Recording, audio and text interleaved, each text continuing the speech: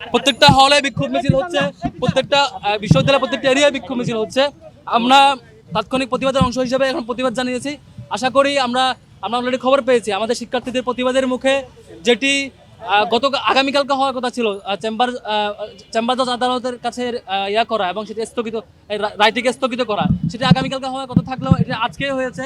সেটি শিক্ষার্থীদের প্রতিবাদের মুখে আজকে ব্যবস্থা হয়েছে। সেটির জন্য যারা এখানে দুটো ব্যাপার, একটা হচ্ছে যারা চেষ্টা করেছেন তাদের প্রতি ধন্যবাদ, আর দ্বিতীয়ত হচ্ছে যারা ষড়যন্ত্র করছে তাদের প্রতি ষড়যন্ত্রের সামনে অবাধভাবে চলতে থাকলে তাদের বিরুদ্ধে যে আমাদের রায় সেটি জানান দেওয়ার জন্য আমরা আজকে এই তাৎক্ষণিক প্রতিবাদ মিছিল আয়োজন করেছি।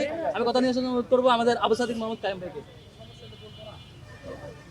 আসসালামু আলাইকুম রহমতুল্লাহ।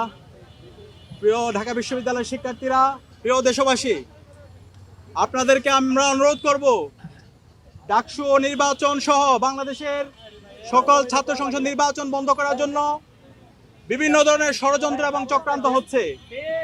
আমাদেরকে দায়িত্বশীল আচরণ করতে হবে। ঢাকা বিশ্ববিদ্যালয়ের মেধাবী শিক্ষার্থীদেরকে আমরা অনুরোধ করব, ডাকসু বন্ধ করার জন্য যারা সামনে থেকে পেছন থেকে গুপ্ত অবস্থায় ষড়যন্ত্র করছে তাদেরকে রুখে দিতে হবে। প্রিয় উপস্থিতি, আমাদের অবস্থান পরিষ্কার।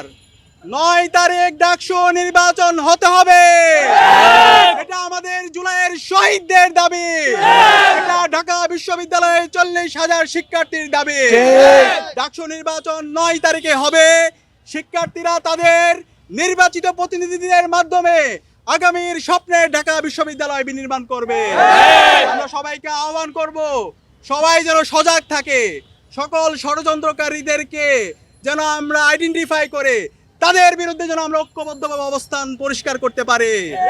আজকের মিছিলে যারা অংশগ্রহণ করেছেন সবাইকে আন্তরিক মোবারকবাদ জ্ঞাপন করে সবাইকে সতর্ক থাকার আহ্বান জানিয়ে এবং 9 তারিখ ডাকসু নির্বাচন আয়োজনে সর্বাত্মক সহযোগিতা কামনা করে আমাদের আজকের মিছিল এখানে শেষ করছি। সবাইকে অসংখ্য ধন্যবাদ। যদি এমন হয়, ধরেন যে আমার প্রার্থিতা নিয়ে চ্যালেঞ্জ করা হয়েছে, তাদের রায় হওয়া উচিত তো আমার প্রার্থিতা থাকবে কি থাকবে না এটা নিয়ে, তাই না?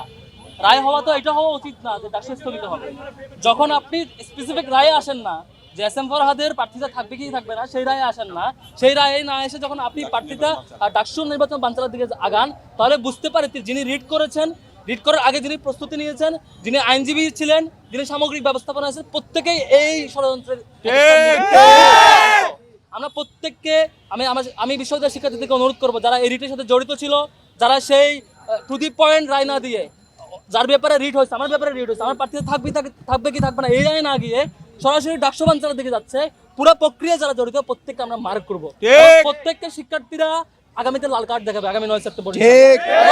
এবং যে রিটটা হয়েছে সেই রিটটা টু দি পয়েন্ট রায় হোক। আমি তো বলেছি আদালতের রায়ের প্রতি আমি সম্মান জানাই, রায় যেটা আসবে সেটা মেনে নিব, কিন্তু সেই রায় যদি আমার যেই অবজেক্টিভে রিড করা সেই রায় না এসে ডাকসু বানচালের দিকে আগায়, তখন আমরা বুঝতে পারি এখানে নিশ্চয়ই কালো ছায়া এখানে আছে। যারা চেষ্টা করছেন, যারা বাহিরে অভিনয় করলো, প্যানেলে অংশগ্রহণ করলো, নির্বাচনে অংশগ্রহণ করলো, ভিতর থেকে ষড়যন্ত্র করছেন কিভাবে ডাকসুটা পেছানো যায় আপনাদের ভরা ডুবির ভয়ে।